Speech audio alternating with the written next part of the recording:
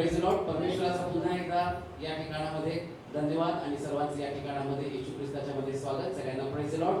Reverend Manoj Terure ministries या चॅनलमध्ये पुन्हा एकदा सर्वांचं मनपूर्वक स्वागत.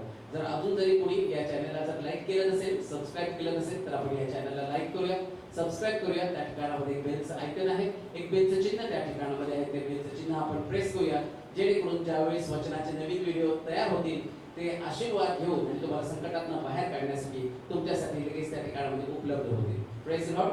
परमेश्वर अद्भुत कार्य करत आहे. त्या ठिकाणामध्ये खाली जो नंबर दिलेला आहे तो व्हॉट्सअप नंबर आहे. त्या व्हॉट्सअप नंबरवर तुम्ही तुमच्या प्रार्थना विनंत्या जर काही असतील तर त्या ठिकाणामध्ये तुम्ही सांगू शकता. त्याचप्रमाणे तो व्हॉट्सअप नंबरवर तुमच्या जीवनामध्ये जर काही साक्ष घडली असेल तर ती साक्ष देखील तुम्ही त्या व्हॉट्सअप नंबरवर तुम्ही पाठवू शकता. परमेश्वर अद्भुत आहे, तो महान कार्य या चॅनलचे कार्य करत आहे. एका बहिणीने पास्टरांना फोन केला होता आणि ती बहीण घरामध्ये एकटीच असताना, घरात काम करत असताना अचानक त्या बहिणीचा गळा दाबला जात होता आणि त्या बहिणीला कळेना काय करावं. आणि त्या बहिणीला माहिती होतं ती युट्यूबवर रेव्हरंड मनोज तेरुरे पास्टरांचं ते वचन ऐकत होती. त्या ठिकाणच्या नंबरवर तिने पास्टरांना लगेच कॉल केला आणि प्रार्थना करण्याची विनंती केली. पास्टरांनी त्या ठिकाणामध्ये लगेच त्या ठिकाणामध्ये त्या बहिणीसाठी प्रार्थना केली आणि परमेश्वराने अद्भुत कार्य केलं. त्या बहिणीने विश्वास ठेवला आणि परमेश्वराचा महान चमत्कार त्या ठिकाणामध्ये घडला. त्या बहिणीला पूर्ण आरोग्य तर मिळालंच आणि सर्व त्रासातून त्या बहिणीची मुक्तता झाली आणि परमेश्वराने तिला सावरले. एका बहिणीचा देखील पास्टरांना फोन आला होता. त्यांचा 6 वर्षाचा मुलगा होता शर्मोन, आणि तो जो त्यांचा मुलगा आहे त्याला खूप त्रास होत होता आणि पास्टरांनी आणि त्या ठिकाणामध्ये डॉक्टरने त्यांना सांगितलं होतं की या सोनोग्राफी करावी लागेल आणि सोनोग्राफीमध्ये त्या मुलाला हार्निया असणार आहे असं डॉक्टरांनी आधीच सांगितलं होतं. आणि त्या बहिणीने विश्वासाने पास्टरांना फोन केला आणि रेव्हरंड मनोज तेरुरे यांनी त्या बहिणीसाठी त्या ठिकाणामध्ये प्रार्थना केली. त्याच्या 6 वर्षाचा मुलगा तो शर्मोन आहे, त्याच्यासाठी प्रार्थना केली आणि त्या ठिकाणामध्ये परमेश्वराने पुन्हा एकदा, परमेश्वर विश्वासाप्रमाणे प्रत्येकाच्या जीवनात कार्य करतो आणि पुन्हा एकदा पास्टरांची प्रार्थना परमेश्वराने ऐकली. ज्यावेळेस ते सोनोग्राफी त्या ठिकाणामध्ये केली, डॉक्टरने सांगितलं सगळे रिपोर्ट्स नॉर्मल आहेत. Praise Lord. Praise Lord. इतका अद्भुत परमेश्वर आपल्यामध्ये आहे आणि आज पुन्हा एकदा वचनाच्या द्वारे तो आपल्यामध्ये येत असताना आपण आपल्या पास्टरांचं रेव्हरंड मनोज तेरुरे यांचं स्वागत करूया. समर्थ देवाला गौरव देतो. खूप चांगला आमचा देव आहे आणि खूप मोठ्या साक्षी तो घडवत आहे. पूर्वी मर्यादित अशा प्रकारच्या साक्षी आपल्या चर्च पुरते आम्ही ऐकत होतो, परंतु आज जर बघितलं तर महाराष्ट्राच्या बाहेर सुद्धा साक्षी चाललेल्या आहेत. आणि जी तुम्ही प्रार्थना करत होता की महाराष्ट्राच्या बाहेर आपल्याला जायचं आहे, तर लवकरच आपण कर्नाटकमध्ये मीटिंग होणार आहे. हे का सांगतो माहिती का? देव आम्हाला विशिष्ट मर्यादेमध्ये अडकून ठेवत नाही, कारण आम्ही देवाला मर्यादेमध्ये अडकून ठेवलेलं नाही. तर परमेश्वर या दिवसामध्ये अनेक महत्कृत्य करत आहे. एक बहीण नाशिक या ठिकाणची होती आणि तिने मला कॉल केला होता आणि तिने सांगितलं की जवळजवळ 6 वर्ष झालीत माझ्या लग्नाला, परंतु माझ्याकडे संतती नाही. आणि मग ते सांगताना तिचं मन भरून आलं होतं आणि मग त्यांना सांगितलं की काळजी करू नको, हा देव जो आहे तो देणारा देव आहे. तिने विश्वास ठेवला, तिच्यासाठी प्रार्थना केली. त्यानंतर मागच्या काही दिवसामध्ये तिने कॉल करून सांगितलं, पास्टर तुम्ही प्रार्थना केली आणि मग एक संदेश मी सारखा ऐकत होते, मकपेला म्हणजे देव दुप्पट देतो. आणि ते म्हणजे सारखा तो संदेश मी ऐकत गेले. मग माझा पण विश्वास होता की जर 6 वर्ष माझ्याकडे लेकरू नाही तर देव मला काहीतरी चांगलं देणार आहे, कारण ज्या देव उशिरा देतो ते सगळ्यात चांगलं असतं बरं का. म्हणून वाट पहा, वाट पहा. वाट पाहिल्यानंतर तुमच्या अंतःकरणात देवाचा धन्यवादच निघतो. आणि मग तिने सांगितलं 6 वर्षानंतर मी प्रेग्नंट राहिले, चेक करायला गेले तर माझ्या पोटात जुळं होतं. ते म्हटलं तो संदेश जो होता मकपेला म्हणजे दुप्पट, तर ते प्रॅक्टिकली देवानं मला दिलं. आणि मग ते सांगताना ती रडत होते. लक्षात ठेवा, तुमची पण वेळ आलेली आहे. जे ऐकतात त्या प्रत्येकाची ज्याच्यामध्ये विश्वास आहे आणि तो विश्वास काम करणारा विश्वास आहे. एवढ्या साक्षी ऐकल्यावर एक बहीण ती म्हटली की लोकांना घरं मिळत आहे, मग लेकरं मिळत आहे. म्हणजे देव जर एवढा महान आहे, मग एक भाड्याच्या घरात ती राहत होती आणि घरमालक तिला घर खाली करायला सांगायला लागला की तू घर खाली कर. तिच्या डोक्यात आलं, पास्टर सांगतायत की देव तुम्हाला सगळं देणार आहे, मग तिने फोन केला आणि फोन करून तिने सांगितलं होतं की मला घरमालक भाडं दिलं नाही म्हणून घराच्या बाहेर काढत आहे, पण माझी इच्छा आहे ते घरच मी खरेदी करा. म्हटलं घर भाडं द्यायची ताकद नाही आणि घर खरेदी करावं अशी प्रार्थना आहे. पण मी काही तिला बोललो, म्हटलं तिचा विश्वास असेल तर देवाला सगळं काही शक्य आहे. मी हसलो, जे तिला दिसलं नाही तिथं मोबाईलवर, आणि प्रार्थना केली. आणि प्रार्थना केल्यावर तिने दुसऱ्याच आठवड्यात सांगितलं, ज्या घराचं भाडं देण्याची ताकद माझ्या नव्हती ते घर मी खरेदी केलं. देव कसे, कुठून, कशा पद्धतीने मार्ग मोकळे करेल हे सांगत नाही, पण करेल मात्र हे 100%. कारण आमचा देव त्याचं व्यक्तिमत्वच आहे सर्वसमर्थ. सर्वसमर्थ म्हणजे सगळं काही. आणि आज आम्ही अशीच एक गोष्ट पवित्र शास्त्रामध्ये पाहणार. येशू पाण्यावरती चालला, पण का चालला? पाण्यावरती जड वस्तू वास्तविक पाहता बुडते. पाण्याचा गुणधर्म आहे, जेवढी जड वस्तू असेल ती जड वस्तू पाण्यामध्ये बुडते आणि हलक्या वस्तू पाण्यावरती तरंगतात. मग येशू पाण्यावरती चालला, पेत्र पाण्यावरती चालला, आणि येशूला आणि पेत्राला पाण्यावरती कसं काय चालता आलं, हा सगळ्यात मोठा प्रश्न. जर सायन्सचा विचार केला तर सायन्स काय सांगतं? जड वस्तू पाण्यामध्ये बुडते, हलकी वस्तू पाण्यावरती तरंगते. मग येशू जर हलका आहे, मग तुम्ही आणि मी पण हलके व्हायला पाहिजे, नाही का? मनुष्य जो जन्माला आलेला प्रत्येक व्यक्ती त्याच्यामध्ये जडत्व आहे. आणि मग येशू पाण्यावरती चालला, अशी कोणती गोष्ट का पाण्यानं त्याला का तरंगवलं, किंवा पाणी त्याला फ्लोट का केलं, त्याला का तरंगवलं, अशी कोणती गोष्ट त्या ठिकाणामध्ये घडलेली आहे तुम्हाला आणि मला सुद्धा पाण्यावरती तरंगण्यासाठी. आता पाणी म्हणजे प्रत्यक्ष पाणी नाही बरं का. आम्ही पाहतो की पेत्र सुद्धा पाण्यावरती चालला आणि लाटा पाहिल्यावरती तो बुडाला, असं लिहिलेलं आहे, तो बुडाला. मग तुम्हाला आणि मला आत्मिक जीवनामध्ये रोज पाण्यावरती चालण्याचा अनुभव यायला पाहिजे. आध्यात्मिक जीवनामध्ये आम्हाला चालावं लागतं, परंतु आमचं कुटुंब, आमचं घर, आमचं नोकरीचं ठिकाण, आमचा व्यापार, आमचा व्यवसाय, आमच्या अवतीभोवतीचे लोक हे लाटांसारखं आम्हाला बुडवण्याचं काम करतात.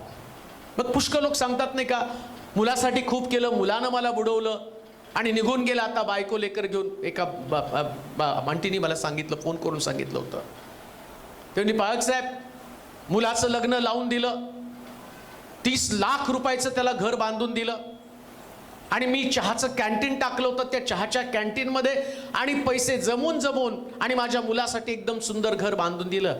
पण आता जी माझी अवस्था आहे, ज्या झोपडीत मी पूर्वी राहायला होते, आता पुन्हा त्या झोपडीमध्ये मी आले, कारण माझ्या मुलानं लव्ह मॅरेज केलं आणि त्या मुलाला, आणि त्याची बायको ती शिकलेली असल्या कारणानं ती बायको म्हटली, तुझी अडाणी आहे माझ्या घरामध्ये नको. आणि मग मुलानं आणि त्याच्या बायकोने मला घराबाहेर काढलं आणि सध्या मी एका झोपडीमध्ये राहत आहे. म्हणजे तिला मुलानं बुडवलं आणि ती रडत होती ती आई.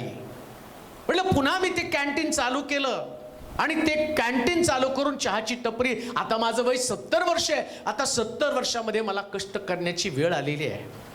जगामध्ये तुम्हाला प्रत्येक जण बुडवत असतो, परंतु तुम्हाला त्या लाटांवरती चालायचंय. मग जसा येशू चालला तसं तुम्हाला चालायचंय. येशू मध्ये अशी कोणती क्वालिटी होती? कसं काय येशू पाण्यावरती चालू शकला? तुम्हाला सुद्धा कसं चालता येणार आहे? तुमच्या अवतीभोवतीची परिस्थिती ती तर तुम्हाला बुडवणार आहे. कोणाला आजार पण बुडवेल, कोणाला आर्थिक प्रश्न बुडवेल, कोणाला पती, कोणाला पत्नी, कोणाला लेकरं, कोणाला नोकरीचं ठिकाण, त्या ठिकाणामध्ये बुडण्याचा अनुभव येणार आहे. परंतु आज पाण्याचा जो गुणधर्म आहे ना, तो हलक्या वस्तूला तरंगवतो. मग आम्हाला हलकं होणं गरजेचं आहे. मग हलकं कसं होणार हाही मोठा प्रश्न आहे. येशू कसा हलका झाला? तो जड होता, त्याचं पण अंतःकरण कित्येक वेळा जड झालेला मी पाहतो. त्याला पण अनेक प्रकारच्या प्रश्नाला तोंड द्यावं लागलं. जसं रोजच्या जीवनामध्ये तुम्ही प्रश्नाला तोंड देता, तसं येशूला पण प्रश्नाला तोंड द्यावं लागलेलं आहे. एक गोष्ट ध्यानात ठेवा, जन्माला आलेला प्रत्येक व्यक्ती मरेपर्यंत त्याला प्रश्नाला तोंड द्यावं लागणार आहे. कोणीतरी एकाने मला व्हॉट्सअपवरती मेसेज केला आणि त्याचा मेसेज असा होता, पाळक साहेब कायमचा प्रश्न बंद होईल अशी काहीतरी प्रार्थना मला सांगा. पण तसं असतं तर मी पण कायमचंच बंद करून बसलो असतो ना. प्रश्न तर जन्म आहे तोपर्यंत असणार आहे. पण एक गोष्ट निश्चित आहे, प्रत्येक प्रश्न आम्हाला बुडवण्यासाठी नाही तर साक्ष निर्माण करण्यासाठी असतो. आमेन. साक्ष निर्माण करण्यासाठी. 12 शिष्य, 12 शिष्यांमध्ये एकच शिष्य येशू सारखा पाण्यावरती चालला हालेलुया. आणि त्याच्या जीवनात साक्ष घडली. 12 शिष्यांपैकी पहिला उपदेश, ज्या उपदेशामध्ये 3000 लोकांचा बाप्तिस्मा झाला, तो सुद्धा कोणी केला? जो पाण्यावरती चालला. त्याची सेवा प्रभावी ठरली प्रिया. त्यालाच वापरलं गेलं, त्याची साक्ष घडली. त्याच व्यक्तीला येशू म्हटला, म्हातारा होशील, त्यास तुला चालता येणार नाही, परंतु तुला हाताला धरून तुझा इच्छा नसताना त्या ठिकाणात तुझे लोक घेऊन जातील. का? कारण येशूला माहिती होतं हे लंबी रेस का घोडा आहे, हालेलुया. हा कधीच बुडणार नाही, हा कधीच बुडणार नाही. याच्यावरती संकट येतील. याला पेत आणि सैतानानं चालण्यासाठी मागितलं, पण त्याला माहिती होतं थोडं काळ का होईना हा माझ्या बरोबर चाललेला आहे. कान देऊ नाही का? तुम्ही सुद्धा कदाचित आज या ठिकाणामध्ये आलेली व्यक्ती अशाच पद्धतीनं बुडण्याच्या अनुभवामध्ये जात असाल, परंतु मी आज तुम्हाला तरंगण्याचा फॉर्म्युला सांगणार आहे. कसं पाण्यावरती तरंगू शकाल, कसं हलकं व्हाल. आणि शिकवण्यासाठी जगातलं कोणतं पुस्तक नाही, परंतु पवित्र शास्त्र एक अद्भुत पुस्तक आहे. आणि त्याच्यातला आदर्श, त्याच्यातला खरा हिरो प्रभू येशू ख्रिस्त, जो स्वतः पाण्यावरती चालला आणि त्याच्यासारखं तुम्हाला आणि मला चालायचंय. मग हलकं व्हायचं कसं? पाण्याचा गुणधर्म हलकं व्हायला पाहिजे. वाचूया मत्त्याचं शुभवर्तमान 14 अध्याय 22 पासून 31 पर्यंतची वचनं. मत्त्याचं शुभवर्तमान 14 अध्याय 22 पासून 31 पर्यंतची वचनं. जर आम्हाला पाण्यावरती चालायचं तर आम्हाला हलकं व्हायला पाहिजे. कसं हलकं होणार आहे? वाचूया. नंतर मी लोक समुदायास निरोप देत आहे. लोक समुदायास निरोप देत आहे. तो तुम्ही तारवात बसून, तुम्ही तारवामध्ये बसून माझ्या पुढे पलीकडे जा, माझ्या पुढे पलीकडे जा, असे म्हणून त्याने लागले शिष्यांना लावून दिले. मग लोक समुदायांना निरोप दिल्यावर तो प्रार्थना करावयास डोंगरावर एकांती गेला. आणि रात्र झाल्यावरही तो तेथे एकटाच तिथे होता. इकडे वारा तोंडचा असल्यामुळं किनाऱ्यापासून बऱ्याच अंतरावर तारू लाटांनी हैराण झाले होते. तेव्हा रात्रीच्या चौथ्या प्रहरी तो समुद्रावरून चालत त्यांच्याकडे आला. शिष्य त्याला पाहून समुद्रावरून चालताना पाहून घाबरून गेले. आता पहिली गोष्ट इथं असं लिहिलं, येशू पाण्यावर चालत असताना शिष्य त्याला पाहून घाबरून गेले. पण येशू पाण्यावरती का चालला? पाण्यावरती चालण्यासाठी कोणतं सामर्थ्य? सायन्स मध्ये सांगितल्या पद्धतीनं तो कशा पद्धतीने हलका झाला ती गोष्ट आम्हाला समजावून घेणं गरजेचं आहे. आणि त्याचं टायटलच तुम्ही बघितलं ना, येशू डोंगरावरती प्रार्थनेला गेला.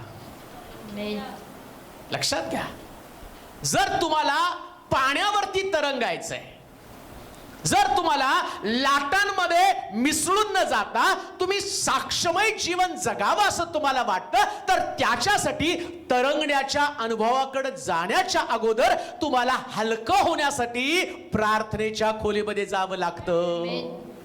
प्रार्थना तुम्हाला हलकी बनवते. तुम्हाला समजतं का? ज्या एखादा मनुष्य पुष्कळ प्रेशर मध्ये येतो ना, आणि मग त्याला कोणीतरी व्यक्ती भेटली ना, मग तो आपल्या मनातलं सगळं सांगितल्यावर पहिला त्याचा शब्द काय तो? आता मन हलकं झालं. येशूला सुद्धा हलकं व्हायचं होतं. कशासाठी?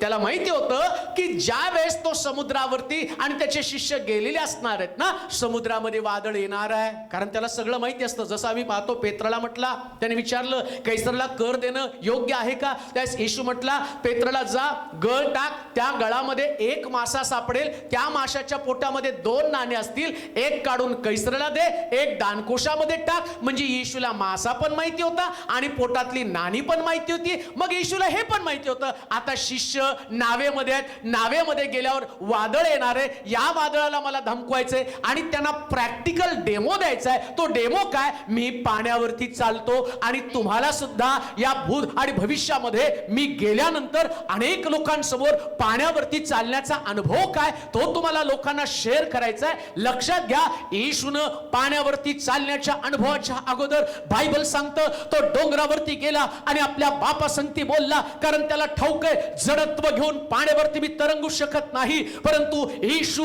हलकं होण्यासाठी डोंगरावरती जाऊन प्रार्थना करू लागला. जे लोक आपल्या देवाशी बोलत नाहीत, जे लोक प्रार्थना करत नाही, जे लोक आपलं मन देवासमोर उघडं करत नाही, ते जगामध्ये डुबून जाणार आहेत, बुडून जाणार आहेत. लक्षात घ्या, ज्या दिवशी तुम्ही प्रार्थना कराल ती प्रार्थना तुम्हाला तरंग ठेवणार आहे, ती प्रार्थना तुम्हाला बुडू देणार नाही, ती प्रार्थना या जगातलं असणारं जडत्व काढून टाकते, ती प्रार्थना तुम्हाला वरच्या अनुभवामध्ये घेऊन जाते. शास्त्र सांगतं येशू वर डोंगरावरती गेला, कारण त्याला माहितीये वर गेल्यानंतर तुम्हाला जर तुम्ही बघितलं ना, अंतराळामध्ये गेल्यावर तिथलं गुरुत्वाकर्षण कमी होतं नाही का, वर गेल्यावर गुरुत्वाकर्षण कमी आणि मग तो मनुष्य तरंगतो. आम्हाला नेहमी खाली राहायची सवय हो, त्यामुळं आमच्याकडं गुरुत्वाकर्षण जास्त आहे आणि गुरुत्वाकर्षण जास्त असल्या कारणानं वरून टाकलं की आम्ही खाली पडतो. येशूला गुरुत्वाकर्षण नव्हतंच, हालेलुया. त्याचं आकर्षण वरचं होतं. आमेन. म्हणून तो स्वतः म्हटलं ना, वरील गोष्टीकडे लक्ष लावा. आमेन.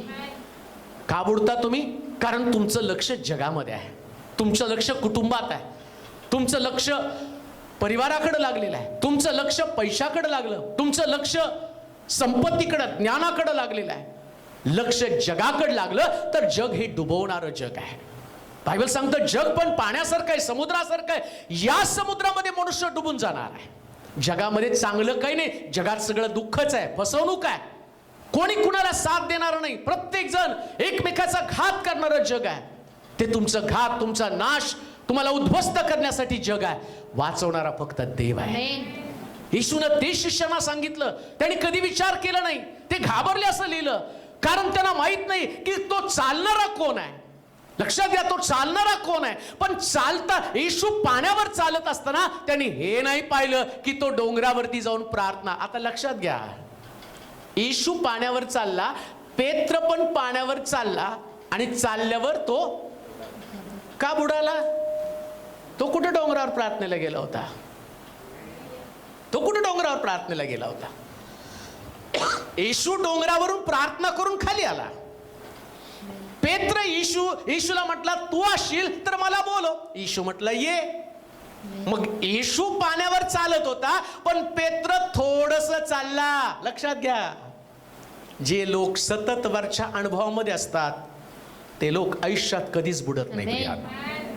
म्हणजे लोक खालच्या अनुभवामध्ये असतात ना, ते लाटा पाहून घाबरून जातात. मला वाटतं ते वचन वाचा पहा, प्रार्थना न करणारा व्यक्ती सगळ्यात जड व्यक्ती आहे. मत्त्याचं शुभवर्तमान 26 अध्याय 36 पासून 41 पर्यंतची वचनं. मत्त्याचं शुभवर्तमान त्याचा 26 अध्याय 36 पासून 41 पर्यंतची वचनं. नंतर येशू शिष्यांबरोबर गेतशेमाने नावाच्या ठिकाणी आला. आता पहा, मी तुम्हाला सांगितलं प्रार्थना तुम्हाला हलकं बनवती. येशू पाण्यावरती का तरंगला? कारण तो बापाशी बोलल्यानं हलका झाला. जे लोक प्रार्थना करतात ते हलके असतात. लक्षात घ्या, त्यांना कोणी बुडवू शकत नाही. प्रार्थना करणारे लोक किती मोठा प्रश्न त्यांना बुडवू शकत नाही, कारण त्यांना ठाऊक आहे ज्याच्याशी बोललो ना तो ऐकणारा नाही तर सोडवणारा आहे. हालेलुया. तो सोडवणार आहे, नुसतं ऐकत नाही. म्हणून किती मोठा प्रश्न आला ना, फक्त प्रार्थना करा. आमेन. बस प्रार्थनेशिवाय दुसरं काही नाही. हालेलुया. पण जर प्रार्थनाच केली नाही, आता वाचा बरं त्याच्या खाली. नंतर येशू शिष्यांबरोबर गेतशेमाने नावाच्या ठिकाणी आला. गेतशेमानी नावाच्या ठिकाणी आला आणि त्यास म्हणाला मी पुढे जाऊन प्रार्थना करीपर्यंत येथे बसा. मग त्यानं पेत्र व जब्दीचे दोन्ही मुलं यास बरोबर घेतलं आणि तो खिन्न व अतिकष्टी होऊ लागला. तेव्हा त्याने त्यास म्हटले माझा जीव मरणप्राय अति खिन्न झाला आहे. अति खिन्न झाला. तुम्ही येथे थांबा व माझ्या बरोबर जागे राहा. मग तो थोडासा पुढे जाऊन पालथा पडला आणि त्याने अशी प्रार्थना केली, हे माझ्या बापा, होईल तर हा प्याला माझ्यावरून टळून जाऊ दे. तथापि माझ्या इच्छेप्रमाणे नको, तर तुझ्या इच्छेप्रमाणे हो. मग तो शिष्यांकडे आला आणि ते झोपी गेले आहे असे पाहून पेत्राला म्हणाला, काय तुमच्यानं घटकाभरही माझ्या बरोबर जागवत नाही. तुम्ही परीक्षेत पडू नये म्हणून जागृत राहा. प्रार्थना करा. आत्मा उत्सुक आहे खरा, पण देह अशक्त आहे. आणि त्याने दुसऱ्यांदा जाऊन अशी प्रार्थना केली, हे माझ्या बापा, मी हे प्याल्याशिवाय टळून जात नाही, तर तुझ्या इच्छेप्रमाणे हो. मग त्याने पुन्हा येऊन ते झोपी गेले आहे असे पाहिले, कारण त्यांचे डोळे जड झाले होते. काय झाले होते? प्रार्थना करत नव्हते म्हणून ते जड झाले. आणि येशू प्रार्थना करत होता म्हणून हलका झाला. आणि अजून एक गोष्ट तुम्हाला सांगतो, येशू प्रार्थनेला वर गेला त्या जड लोकांना घेऊन गेला. कोण प्रार्थना न करणारी जड लोक आहेत बरं का, यांना कधीच नेऊ नका सांगते. ते तर डुबतील, तुम्हालाही डुबवतील. येशू ख्रिस्त 3.5 वर्षाच्या सेवेमध्ये कधीच प्रार्थनेमध्ये खंडित पडला नाही. परंतु पहिल्यांदा त्यानं या जड लोकांना आपल्या बरोबर नेलं आणि ते लोक प्रार्थना करण्याच्या ऐवजी शास्त्र सांगतं त्यांचे डोळे जड झाल्या कारणानं ते झोपी गेले. कान देऊ नये का? आत्मिक जीवनामध्ये ज्यांना झोप आहे ना, ते लोक कधीच तरंगू शकणार नाही, ते कधीच फ्लोट होऊ शकणार नाही. जर तुम्ही सातत्यानं प्रार्थना करत आहात, जर सातत्यानं तुम्ही देवाशी बोलत आहात, मग तुम्हाला जगातल्या कोणत्याच मदतीची गरज नाही. वधस्तंभावरती असणारा येशू, त्या वधस्तंभावर तो लटकला.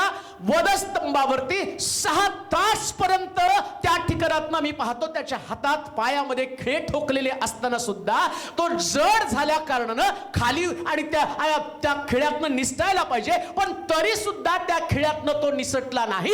त्या खिळ्यामध्ये तो अडकला, त्याच्यावर तरंगत राहिला. याचं कारण काय? वधस्तंभी जाण्याच्या अगोदर सुद्धा त्यानं प्रार्थना केली. परंतु आम्ही पाहतो की या पेत्राला त्या ठिकाणामध्ये एका सामान्य छोट्या मुलीनं म्हटलं की तू येशूच्या शिष्यांपैकी होता आणि तू सुद्धा येशूचा शिष्य आहे. आणि शास्त्र सांगतं की तो पळून गेला. जो पेत्र येशूला म्हटला मी तुझ्यावर मरायला तयार आहे, पण तो पेत्र येशूला सोडून गेला, कारण त्याचं अंतःकरण जड झालं होतं. जड लोक कधीच टिकू शकत नाही, ते उद्ध्वस्त होतात. पण जे लोक प्रार्थना करतात ते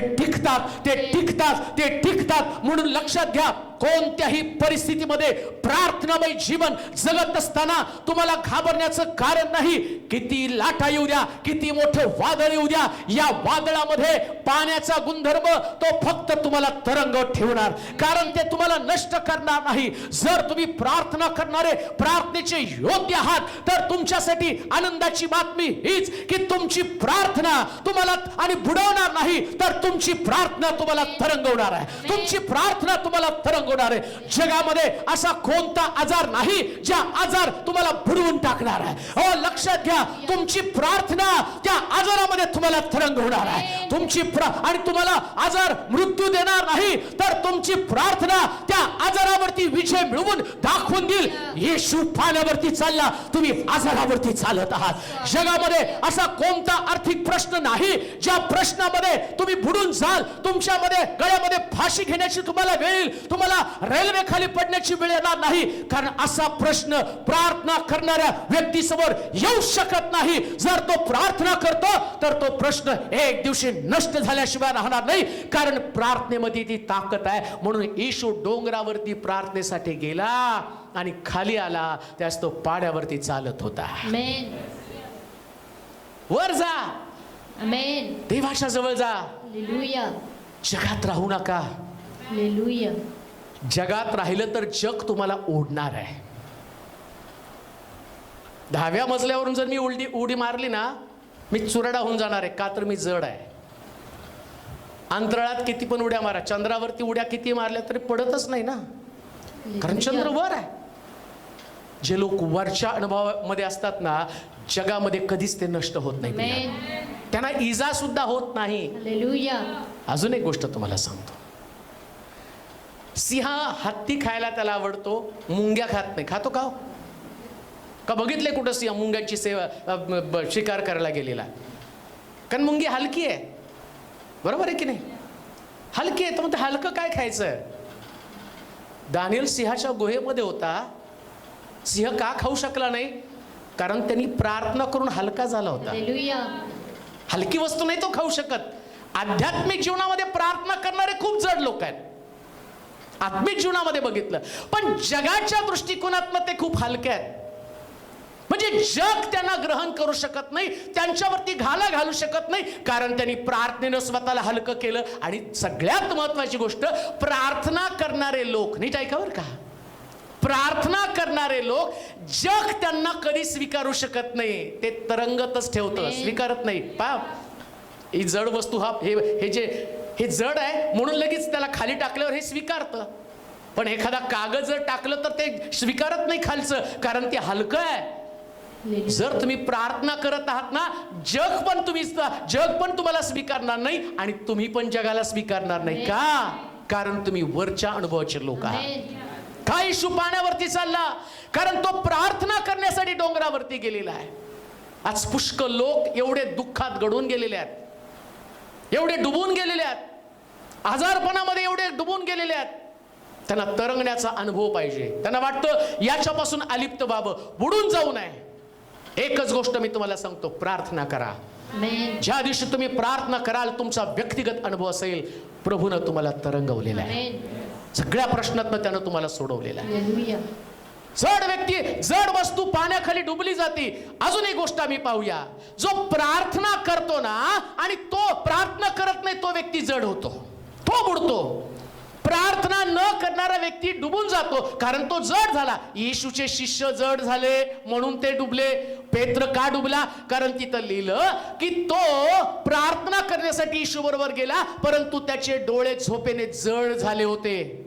म्हणून येशू पाण्यावरती चालला, पण पेत्र थोडंसं पाण्यावरती चालला आणि तो डुबला. येशूच्या सहवासात राहणं वेगळं, लक्षात घ्या, आणि प्रार्थनेत राहणं वेगळं. येते का लक्षात? चर्चला येणं वेगळं आणि प्रार्थनेत राहणं. बरेच लोक धार्मिक आहे, चर्चला जाता, कुठले धार्मिक? प्रार्थना करतायत का? हो, एवढं चर्चला जातात, मग संकट आल्यावर ते कसे काय संकटामध्ये अडकले? मलाच प्रश्न करतात बरं का. साहेब, आम्ही एवढं चर्च करतो, प्रार्थना किती करता? आणि प्रार्थना करणाऱ्या लोकांना कोणाला सांगण्याची पण गरज लागत नाही, माझा प्रश्न सोडवा. का? कारण तुम्हाला ठाऊक आहे, सोडवणारा खूप मोठा भर आहे. येशू शिष्यांना म्हटलं, माझ्याबरोबर जागृत राहा आणि प्रार्थना करा. त्याला वाटलं की थोडंसं प्रार्थनेमध्ये हे मला मदत करतील, पण त्याने नाही त्याची मदत केली. पण येशू ख्रिस्त प्रार्थना करून वधस्तंभाकडे गेला, पित्यानं त्याची मदत केली. वधस्तंभावरती त्याला शक्ती पुरवली. आणि शास्त्र सांगतं, देवपित्यानं एवढी त्याची, नुसतं त्याला वधस्तंभावरून नाही सोडलं, त्याला कबरेतनं सुद्धा बाहेर काढलं. का? कारण तो प्रार्थना करणारा व्यक्ती होता. कोणती खबर, कोणती धोंड तुम्हाला अडकू शकणार नाही जर तुम्ही प्रार्थनेमध्ये आहात. जगामध्ये कोणती खबर अस्तित्वात नाही जी देवाच्या लोकांना बंदिस्त करू शकेल. जगामध्ये असा कोणता प्रश्न नाही की जो प्रार्थना करणाऱ्या लोकांना अडवू शकेल. दुसरी गोष्ट पाहूया, योनाचं पुस्तक, त्याचा 1 अध्याय आणि त्याची 5 आणि 6 वचनं वाचूया. योनाचं पुस्तक 1 अध्याय 5 आणि 6 वचन पहा. जे येशू पाण्यावरती का तरंगला? कारण तो हलका झाला. अजून एक गोष्ट आपण वाचूया, योनाचं पुस्तक. हलकं आणि जड याच्यातला संबंध आम्ही पाहणार आहोत. कोण हलकं, कोण जड आहे, आणि आम्हाला जड करणारं, हलकं करणारं कोण आहे? वाचूया. खलाशी घाबरले व आपापल्या दैवतांचा धावा करू लागले. मग त्यांनी जहाज हलके करण्यासाठी त्यातील माल समुद्रात फेकून दिला. योना तर जहाजाच्या तळाशी योना तर जहाजाच्या तळाशी जाऊन गाढ झोप घेत पडला होता. गाढ झोप घेत जाऊन पडला होता. तेव्हा जहाजाचा तांडेल जहाजाचा तांडेल त्याच्या जवळ येऊन म्हणाला, त्याच्या जवळ येऊन म्हणाला, अरे अरे झोप घेत काय पडलास? झोप घेत का पडला? उठ, उठ, आपल्या देवाचा धावा कर. आपल्या देवाचा धावा कर. न जाणो तो देव आपल्याकडे देव आपल्याकडे लक्ष देईल म्हणजे आपला नाश व्हावयाचा नाही. म्हणजे आपला नाश व्हावयाचा नाही. त्यांनी एकमेकास म्हटले, त्याने एकमेकास म्हटलं, चला आपण चिठ्ठ्या टाकू. म्हणजे कोणामुळे हे संकट आपणावर ओढावले हे आपणास कळेल. हे आपणाला कळेल. त्यांनी चिठ्ठ्या टाकल्या. तेव्हा योनाच्या नावाची चिठ्ठी निघाली. त्यांनी त्याला विचारली, कोणामुळे हे संकट आम्हावर आलं सांग. तुझा धंदा काय? तू आला कोठून? तुझा देश कोणता? तू कोणत्या लोकांपैकी आहेस?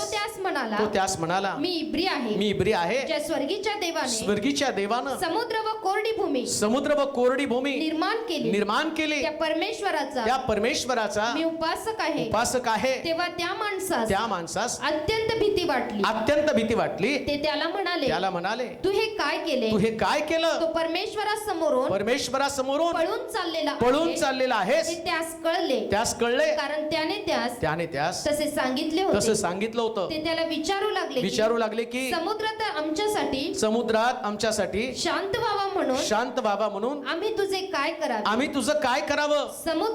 समुद्र तर अधिक खवळत होता.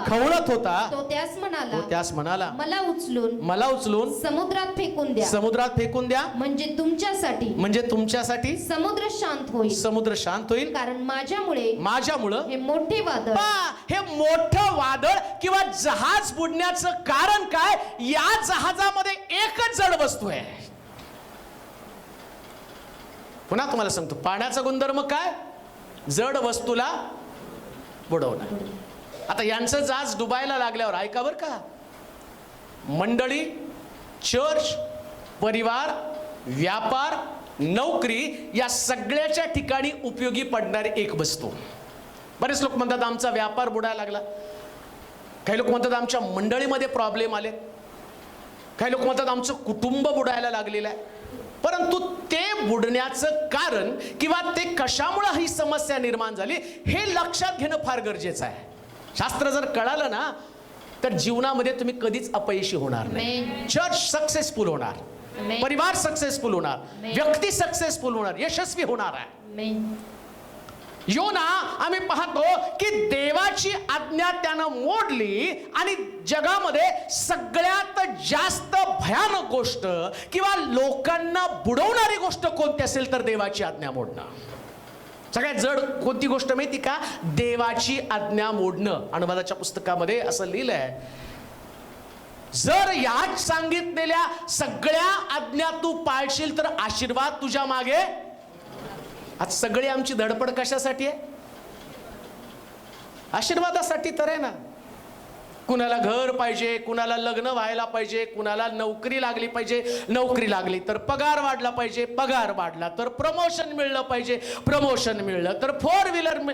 आमच्या मागण्या संपतायत का? किती पण बिझनेस टॉपचा असला तर त्याच्यामध्ये सुद्धा आम्हाला व्हरायटी पाहिजे. म्हणजे प्रत्येक व्यक्तीची ऐकत आहे. ऐकण्याचं कारण काय? त्याला आशीर्वादाची गरज आहे. मग आशीर्वाद मिळण्यासाठी माध्यम कोणते? देव आमच्यासाठी माध्यम आहे. मग देव जर माध्यम आहे तर देव आशीर्वाद देतो आणि देव बुडवतो पण. योनाला आणि योनामुळं जहाजाला बुडण्याचा अनुभव आला का? कारण त्या जहाजामधलं सगळं जड सामान फेकलं तरी समुद्र त्या जहाजाला सोडायला त्याने उलट असं म्हटलं, तो जास्तच खवळला. का? तो म्हटला एक जड वस्तू या जहाजामध्ये, ती वस्तू बाहेर काढल्याशिवाय मी शांत होणार नाही आणि या जहाजाला इच्छित स्थळी जाऊ देणार नाही. नीट आहे का? तुम्ही आणि मी प्रत्येक जण जहाजासारखा आहोत आणि देवानं प्रत्येकाचं स्थान पक्क केलं कुठं पोहोचायचं बरं का. या जगामध्ये तुम्ही जन्माला आला ना, मी जन्माला आल्याबरोबर देवानं माझं स्थान पक्क करून ठेवलं होतं. काय? मी याला जगाच्या कानाकोपऱ्यात देवाचं वचन सांगण्यासाठी घेऊन जाईल. Amen. कसं नेईल हे देवाला माहिती होतं बरं का. मग मधल्या काळामध्ये ज्या घडामोडी घडल्या याच्यातनं काय वाटलं आता बुडणार आहे.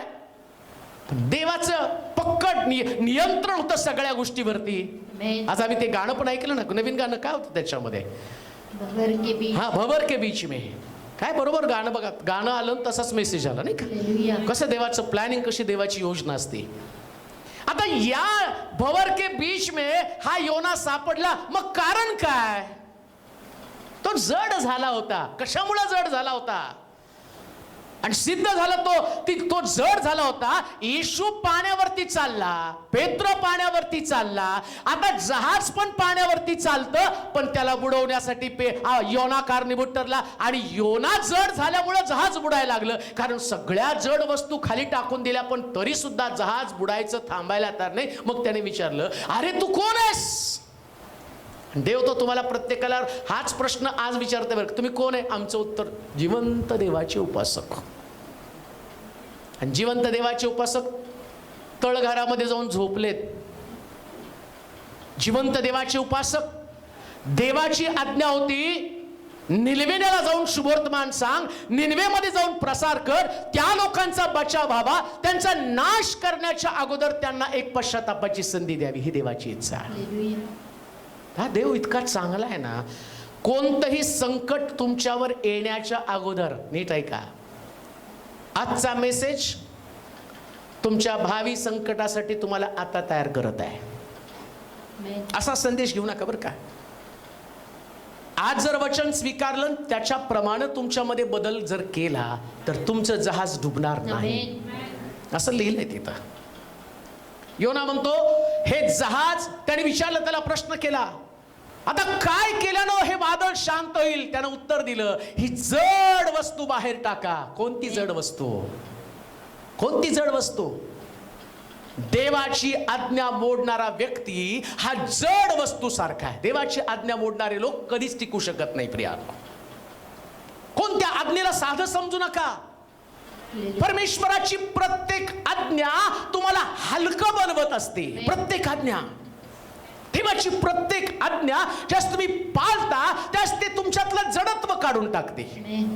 शब्बात दिवस तुम्ही पवित्रपणे पाळला, देवाची आज्ञा तुम्ही पाळली, आणि देवाची आज्ञा पाळल्या कारणानं तुम्हाला घरी जाताना थोडंसं हलकं वाटतं. हालेलुया. आणि एखाद दिवशी चर्चला गेलं नाही तर तुम्ही म्हणता, नाही गेला आठवडा इतकं संकट, एवढ्या अडचणी, फार त्रास झाला का. कारण ती आज्ञा मोडली. आज्ञा मोडल्याबरोबर सगळं जडत्व तुमच्यामध्ये येतं. पण चर्चमध्ये आला, देवाची उपासना केली, आराधना केली, मग सगळे आज्ञा. आता चर्च मध्ये आला तर देवाची आज्ञा काय, हात उंच करा, देवाची स्तुती करा. ते पण तुम्ही वर केल्यावर तुम्हाला बरं वाटतं. आणि समजा चर्च मध्ये आला आणि त्या दिवशी तुम्ही म्हणता जड झालोय का, घरामध्ये वाद झाले, आज काही आणि आराधना करताना मोकळीकता मिळाली नाही, जड होऊच नका ना. Amen. आणि जेवढं तुम्ही हात वर करून देवाची आराधना कराल, हलकं व्हाल. हात वर केल्याबरोबर तिथं लिहिलं, मोशेला मोठा विजय मिळाला, इस्रायल लोकांना विजय मिळाला. त्याने आपले हात उंच केले, इकडे शत्रू पराभूत झालेला आहे. प्रत्येक आज्ञा देवाची पालन करत राहा प्रियांनो. Amen. हलकं व्हा. योनानं देवाची आज्ञा मोडली, तो जड झाला, म्हणून जहाज डुबलं गेलं. तुमच्यामध्ये अशी कोणती देवाची आज्ञा जी आतापर्यंत तुम्ही पाळली नसेल, पाळण्यासाठी करार करा. देवाला म्हणा, क्षमा कर देवा, आतापर्यंत तुझी आज्ञा मी पाळू शकलो नाही. कोण ऐकत असेल मला टीव्ही वरून, तर मला तुम्हाला सांगू द्या, पुष्कळ लोक आणि बाप्तिस्म्याच्या संदेशानं प्रेरित झाले आणि ते म्हटले, चला आता मी बाप्तिस्मा घेऊ. परंतु लक्षात घ्या, अजूनही तुमचा बाप्तिस्मा थांबला असेल, इथंच येऊ नका. सगळे चर्चेस उघडलेले आहेत, परंतु जाऊन देवाची आज्ञा पालन करा. आणि लक्षात घ्या, हलकं व्हा, मग तुम्ही कधी डुबणार नाही. तुमचं घर कधी डुबणार नाही, तुमचा परिवार कधी डुबणार नाही. अजून एक गोष्ट मी तुम्हाला सांगतो. जहाजाच्या तांडेलनी त्याला विचारलं, हे कुणामुळे संकट आलेलं आहे. मंडळीमध्ये, परिवारामध्ये एक व्यक्ती जरी देवाची आज्ञा मोडणारा असेल, तरी सुद्धा तो परिवार, ती मंडळी, तो व्यापार, तो व्यवसाय हा डुबण्याची शक्यता आहे. कारण इथं असं लिहिलं, योना म्हटला, माझ्यामुळे हे डुबलेलं आहे.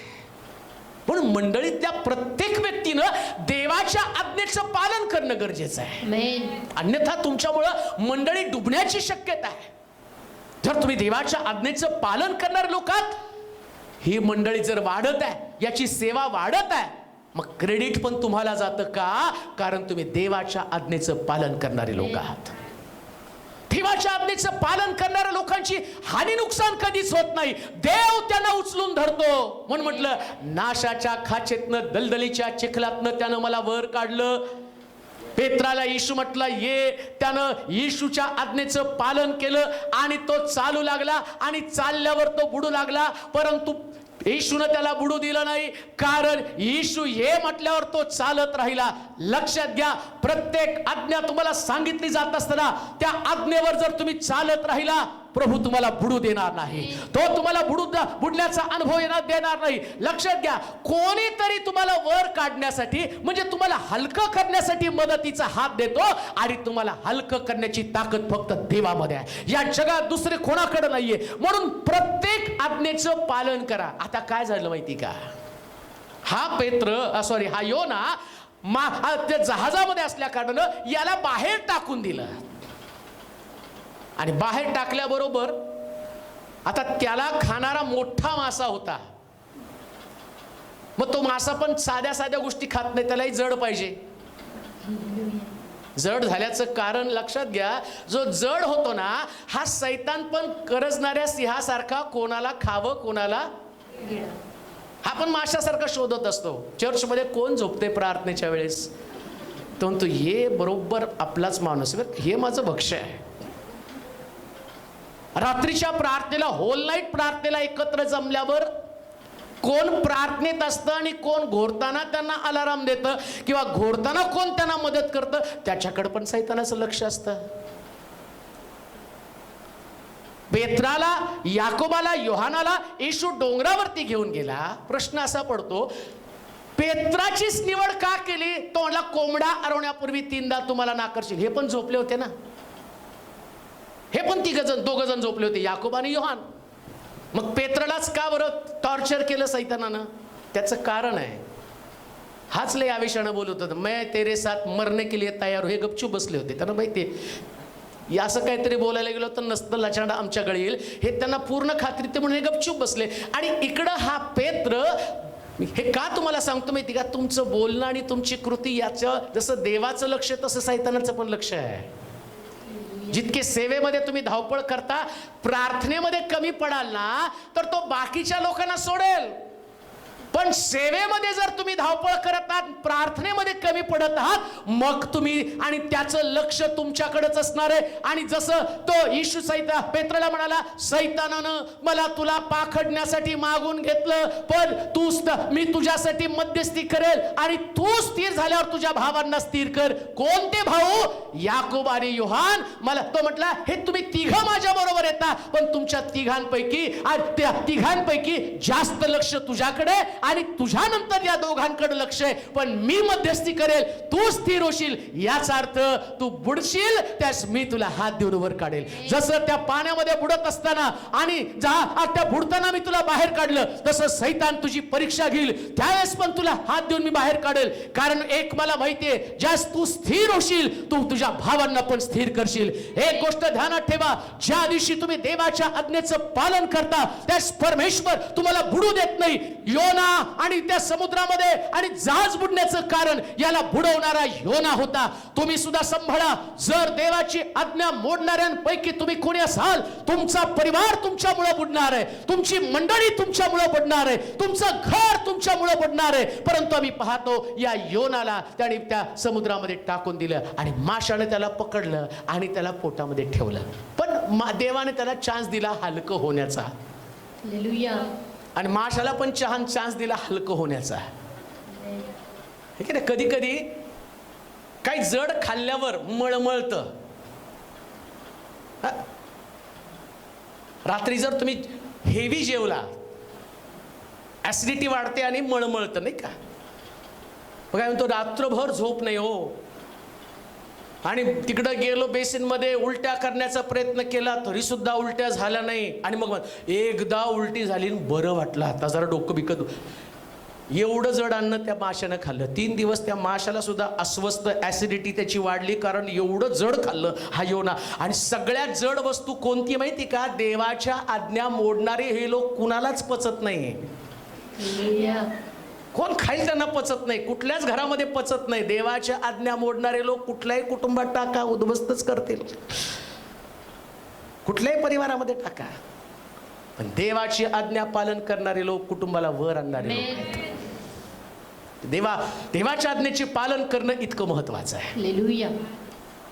हा प्रश्न विचारू नका, का देव माझं ऐकत नाही, का माझं कुटुंब रसातळाला गेलं, का माझं चर्च फ्लो मध्ये येत नाही. बऱ्याच बाळक लोकांची, सेवक लोकांची तक्रार आहे.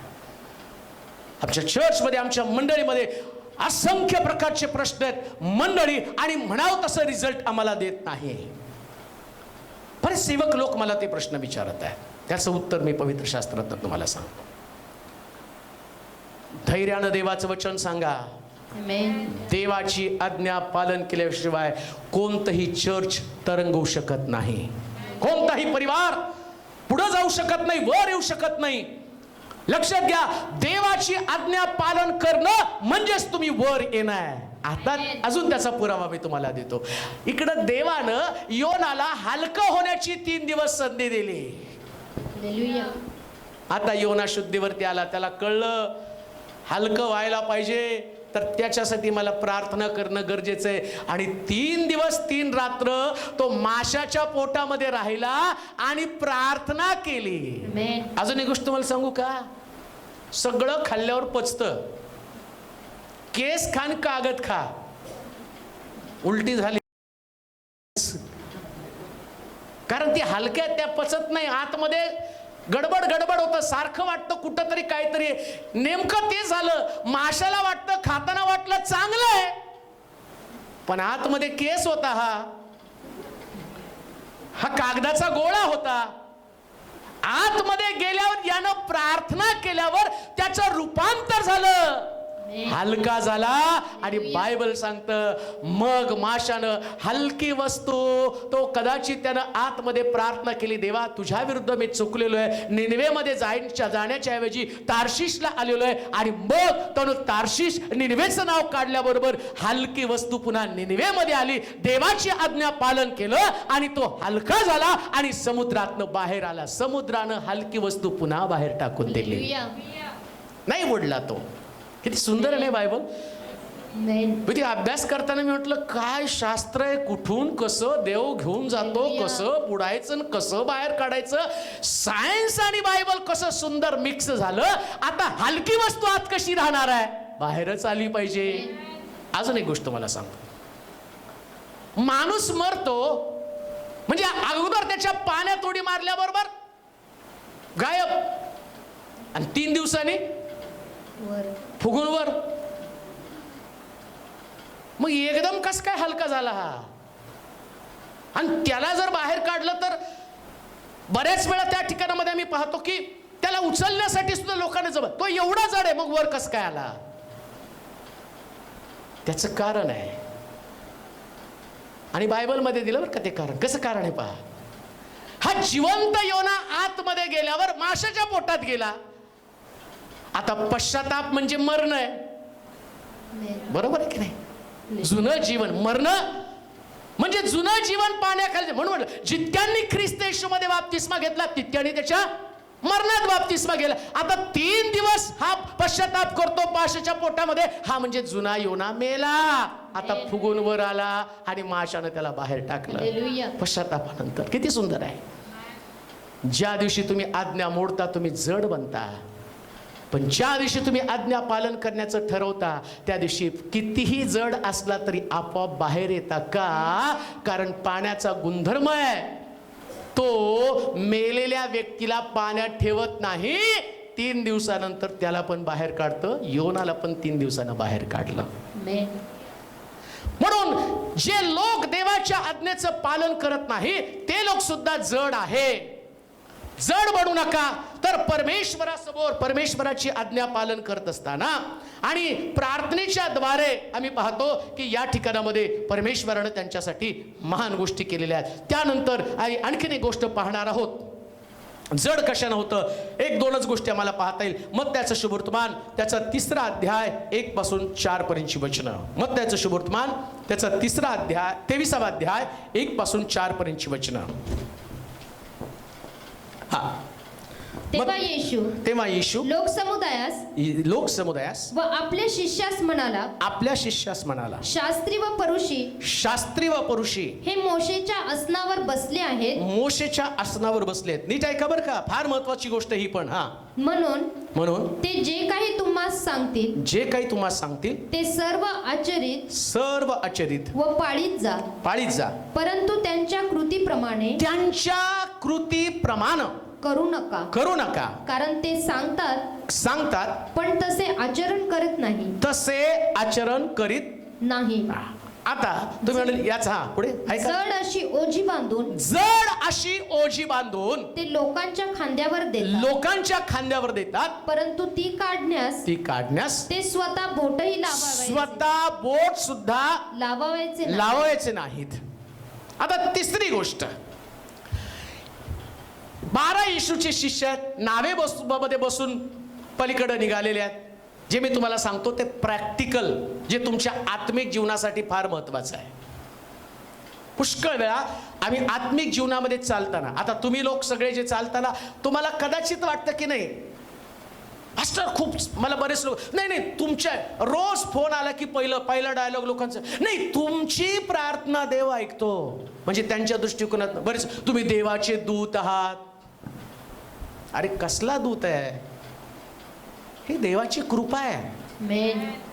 दूत वगैरे नसतो. देवाचे दूत स्वर्गात आहेत. माणूस देवाचा दूत नसतो. मेसेंजर, उपदेशक, सुवार्थिक, जे काम त्यांनी सांगितलं ते करत राहतो. नीट आहे का? येशू पाण्यावरती चालला आणि मग पेत्र म्हणाला, जर तू असशील तर मला ये म्हण. आणि मग असं म्हटलं, पेत्र येशू म्हटल्याबरोबर येशूच्या शब्दावर तो चालू लागला. नीट आहे का? पेत्र येशूच्या शब्दावर चालू लागला आणि जोपर्यंत एक या शब्दाकडे त्याचं लक्ष होतं तोपर्यंत तो पाण्यावरती चालत होता. आणि त्याचं लक्ष येवरून गेलं आणि अवतीभोवती असणाऱ्या लाटांकडे त्याने पाहिलं, शिष्यांकडे त्यानं पाहिलं, आवाजाकडे त्यानं पाहिलं. लक्षात घ्या, नावेमध्ये बसणारे लोक नुसतेच गप्प बसले नाहीत. मॅच चालू द्या हो, तो खेळणारा तिकडं बाजूलाच असतो, इकडून काय डोकं नाही त्याला, 6 मारायला पाहिजे होती. मग तुला नसतं घेतलं? तुला एवढं ज्ञान आहे तर तुला तिथं पाणी द्यायला सुद्धा बोलवत नाही, पण इथून बसून काय त्या धोनीला अक्कल नाही, त्याला काढून टाकला पाहिजे. तुला घरात तर ठेवतात का बघ, काम धंदा करत नाही, दिवस रात्र टीव्ही समोर बसतो, असं केलं पाहिजे तसं केलं पाहिजे. सेम कंडिशन पेत्र चालताना तिथं झाली नसेल. तिकडून आवाज नसेल आला, पेत्रा संभाळ, लाट आली, पेत्रा आवाज बघ, जास्त वादळ आलं, किती घोंगावतंय. आता येकडचं याचं लक्ष आवाजाकडे गेलं. आधी येकडे लक्ष होतं, ये या कॉलिंग वरती, ये या पाचारणावरती, ये या आवाजावरती त्याचं लक्ष होतं आणि त्याच्यामुळे तो तरंगत होता, चालत होता. ये मध्ये एवढी ताकद होती, या ताकदीनं तो बुडत नव्हता. पण आता येच लक्ष, येकडचे कान त्याचे लागले, इकडे चेअरअप करणारे लोक बका बका बका नाही का, ते कुणीतरी तिकडून थोमा विमा अजून कोणतरी म्हणतात, येशू कसा चालतो बघा, हा बघा, त्याच्यात किती डेअरिंग, याच्यात काहीच डेअरिंग नाही. अरे तू नावेत बसलाय, तू पाण्यावर तर आहे. आणि पाण्यावरती बसणाऱ्या माणसाने त्याचं कशाला ऐकायचं? त्याचं ऐकल्यामुळं तो बुडला ना. मग येशू तेच म्हटला, काय म्हटलं? शास्त्री आणि परुषी जे तुम्हाला सांगतात ना धर्मशास्त्र, ते ऐका, पण त्यांच्या कृती ज्या आहेत ना त्या कृतीचं अनुसरण तुम्ही करू नका. आणि नेमकं पेत्रानं हे जे बसलेत ना त्यांचं अनुसरण गाईड करतात ना, तिथून असा चेंडू टोलवायचा, स्क्वेअर कट मार, शॉर्ट लेगला कोण नाही तिकडं, याला टीव्हीत दिसतं एवढं एवढंसं, आणि त्याच्यात तसं होतं, तिकडं मारायला, शॉर्ट लेगला मारायला, फाईन लेगला मारायला पाहिजे, स्ट्रेट मारायला पाहिजे होतं, आणि पाय कशाला घालायचा? अरे त्याचा चेंडूचा वेग बघ, तो खेळतोय कसं बघ, ग्राउंडचा तुला काय अंदाज आहे? तिथं बसून नुसतं तू बाता मारतो, इकडं पण वेत्रा जरा पाय नीट टाक, इकडं बघ तिकडं बघ. यानं त्यांनी जे सांगतात ते फॉलो करायला लागला. लक्षात घ्या, परत मी तुम्हाला सांगतो, बायबल फॉलो करा, सेवकाला फॉलो करू नका, अन्यथा तुम्ही बुडणार आहात. पेत्र का बुडला? कारण तो येला कॉपी करण्याच्या ऐवजी, येवर चालण्याच्या ऐवजी जे येशूने सांगितलं होतं, काय सांगितलं होतं? वाचा बरं वचन परत. तेव्हा येशू लोक समुदायास व आपल्या शिष्यास म्हणाला, शास्त्री व परुषी हे मोशेच्या आसनावर बसले आहेत म्हणून ते जे काही तुम्हाला सांगतील ते सर्व आचरित. सगळं पाळावर का? हे बायबल जे जे सांगतं ते सगळं पाळा. म्हणजे देवाच्या वचनाशिवाय सेवकाच्या जीवनाकडे डुंकून पण बघू नका. परफेक्ट फक्त येशू आहे. फक्त येशू पूर्ण झालेला आहे. पुन्हा मी तुम्हाला सांगतो, बरेच लोक बुडण्याचं कारण काय माहिती का? ते देवाच्या वचनापेक्षा शिकवणाऱ्यांच्या आचरणाकडे त्यांचं जास्त लक्ष लागलं. एखाद्याला जर 2-4 लग्न करायची ना, मग त्यांना शलमून 1000 बायका. एखाद्याला जर दारू प्यायची तर पोटाच्या विकारासाठी थोडासा घे. मग त्याला हे नाही आठवणार, मद्यपी लोक स्वर्गाच्या राज्यामध्ये त्यांचा प्रवेश नाही. मग त्यांना हे नाही वचन आठवणार. एखाद्या स्त्रीविषयी तुझ्या डोक्यामध्ये दुष्ट कल्पना आली तर तू व्यभिचार करतो. हे येशूने शिक्षण दिलं ते त्यांच्या लक्षात काय येत नाही. आणि मग ते काय, अमक्या सेवकाला केलं, अमक्याला मी तसं पाहिलं, याला मी तिथं तसं पाहिलं. हे बायबलमध्ये लिहिलं ना. काय लिहिलं? शास्त्री आणि परुषी जे मोशेच्या असणाऱ्या पटावरती, ज्या खुर्चीवरती ते बसले, आणि त्या खुर्चीमुळं त्यांच्या शब्दाला किंमत काय? त्या खुर्चीमुळं. मला किंमत काय? हे पुलपीटमुळं. इथून मी बोलतो ना म्हणून मला किंमत आहे, हे मला माहिती आहे. इथून बाहेर गेलो तर माझी किंमत 0 आहे, कारण मला देवाच्या वचनावर विश्वास आहे. पुन्हा तुम्हाला सांगतो, अजून एक गोष्ट तुम्हाला सांगतो. हल्ली काय होतं माहिती का? परिस्थितीप्रमाणे सेवक उपदेश पण बदलत आहेत. उपदेश बदलत आहेत आता. आणि येशू स्वतः म्हटलं, शेवटच्या दिवसामध्ये मी पुन्हा आल्यावर मनुष्य मात्रामध्ये मला विश्वास आढळेल का? दुराचरण करणारा दुराचार करीत राहो, मलिनतेने वागणारा स्वतःला मलिन करीत राहो, पवित्र चरणी मनुष्य स्वतःला पवित्र करीत राहो. मी आल्यावर प्रत्येकाला ज्याच्या त्याच्या कर्माप्रमाणे देण्यासाठी माझ्याजवळ वेतन आहे. म्हणून हे महत्वाचं आहे. हे महत्वाचं आहे. का बुडतो मनुष्य? हे सोडून ज्याला मी कॉपी करायला जातो, शास्त्री आणि परुषी, तो म्हणतात ते सांगतात पुष्कळ. काय लिहिले? वाचा बरोबर. ते जे काही तुम्हाला सांगतील ते आचरित व पाळीत जा, परंतु त्यांच्या कृतीप्रमाणे करू नका. परत मी तुम्हाला सांगतो, मला सुद्धा तुम्ही एवढीही किंमत देऊ नका. सगळ्यात जास्त किंमत यालाच द्या. हेच महत्वाचं आहे बरं का. हेच महत्वाचं आहे. मी बदलेल पण हे कधीच बदलत नाही. हे वैशिष्ट्य आहे. हे बदलणार नाही. म्हणून आचरण जर तुम्ही लोकांच्या आचरणाप्रमाणे, लोकांच्या म्हणण्यापेक्षा सेवकाच्या आचरणाप्रमाणे तुमचं आचरण असू देऊ नका, अन्यथा तुम्ही बुडणार. येशू का पाण्यावरती चालला? तो ज्याने मला पाहिलं त्याने पित्याला पाहिलं. मी आणि पिता एकच आहे. मग पित्यानं काय केलं? उत्पत्तीच्या पुस्तकामध्ये म्हटलं, प्रारंभी आत्मा जलाशयावर तळपत होता, म्हणजे आत्मा जलाशयावर तरंगत होता. मग आत्मा जलाशयावर तळपत होता तर देव आत्मा आहे, देव जलाशयावर उभा आणि तळपत आहे, तरंगत आहे. येशू पण दाखवून दिलं, मी आणि पिता एकच आहे. जसा माझा पिता पवित्र तसा मी पण पवित्र. येशूनं पित्याला कॉपी केली, तुम्हाला ख्रिस्ताला कॉपी करायची. आणि तो म्हणतो तुम्ही माझ्यामध्ये, माझी वचनं तुमच्यामध्ये राहील. जर येशूचं वचन तुमच्यामध्ये आहे तर तुम्ही बुडणार नाही. कुठल्या सेवकाच्या वर्तनावर विश्वास ठेवू नका, फक्त देवाच्या वचनावर विश्वास ठेवा. 100% प्युअर आहे, मग कधीच बुडणार नाही. हालेलुया. पुष्कळ लोक म्हणतात नाही त्या सेवकाचं वर्तन पाहून मला शॉक बसला. का बायबल नाही वाचलं? हे तर लिहिलंय ना सगळं, शास्त्री परुषी यांचं वर्तन. आता लक्षात ठेवा, शास्त्री आणि परुषी फार कडक होते बरं का. ते कपडे त्यांचे बघितले तर हात कुठंच, अगदी तुम्हाला त्यांचं नख सुद्धा दिसणार नाही एवढं.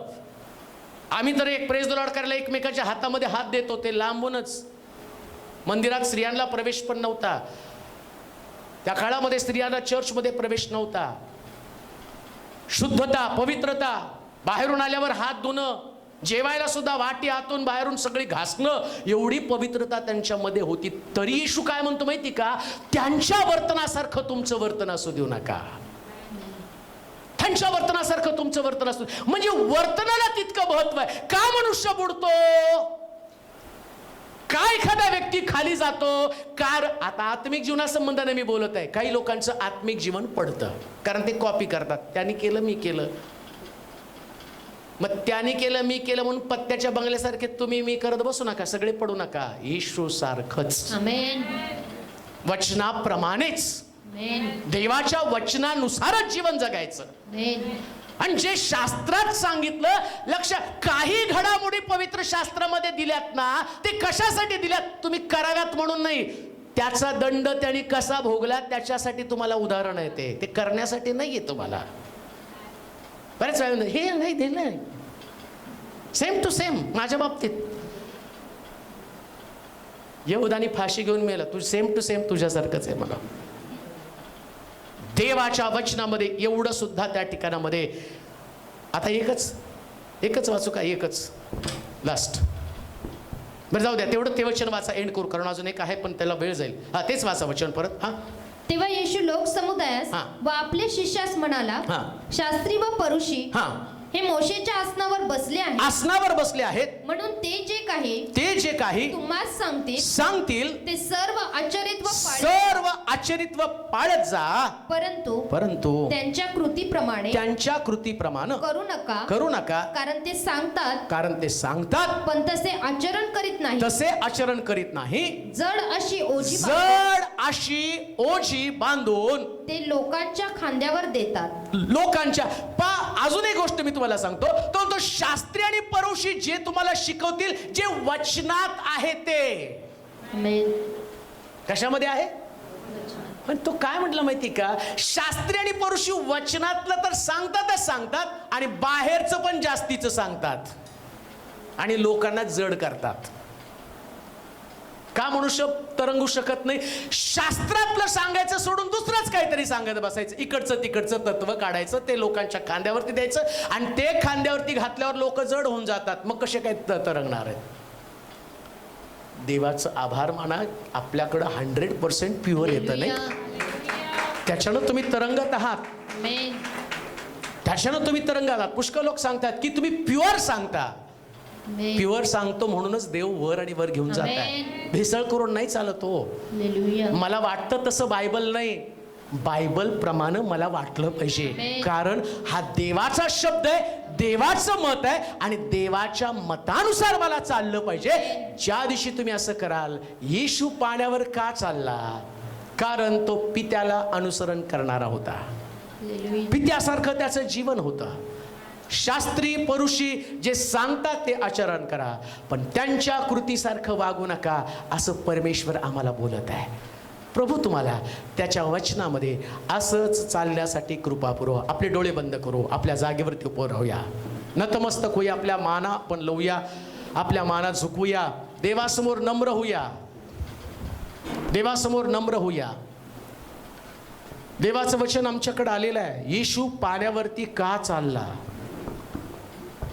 आम्हालाही पाण्यावरती चालण्याचा अनुभव येणं गरजेचं आहे.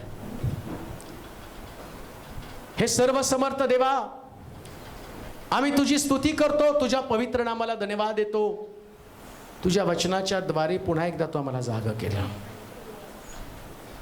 आम्हाला येशू सारखं पाण्यावरती चालायचं आहे. पेत्र सुद्धा येशू सारखा पाण्यावरती चालला, पण तो बुडला. आम्हाला बुडायचं नाही, आम्हाला निभावून पुढे जायचं आहे.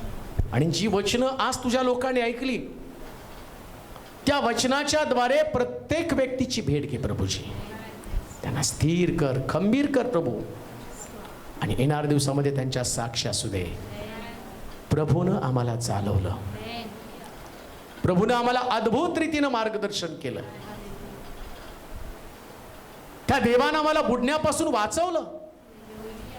आज बुडण्याच्या पंथास लागलेले पुष्कळ लोक या ठिकाणात असतील, पण त्यांचे विचार बदलले जाऊ दे. खऱ्या रीतीनं त्यांचं स्वतःचं रूपांतर होऊ दे प्रभूजी. आणि येणाऱ्या दिवसामध्ये अधिक साक्षी घडल्या जाऊ दे. मंडळ्या बुडणार नाहीत, परिवार बुडणार नाहीत, कारण ते देवाच्या आज्ञेचं पालन करायला शिकतील. हो दे प्रभू या सगळ्या गोष्टी तुझ्या गौरवासाठी. पुन्हा एकदा तुझी स्तुती करत तुझ्या नामाला महिमा गौरव देत येशूच्या नावात ही प्रार्थना विनवणी केली म्हणून तो ऐक. आमेन. आता देवबापाची प्रीती, प्रभू येशू ख्रिस्ताची कृपा, पवित्र आत्म्याची सहभागिता तुम्हा सर्वांबरोबर आता आणि सदा सर्व का असो. आमेन. आमेन. ज्यांना प्रार्थना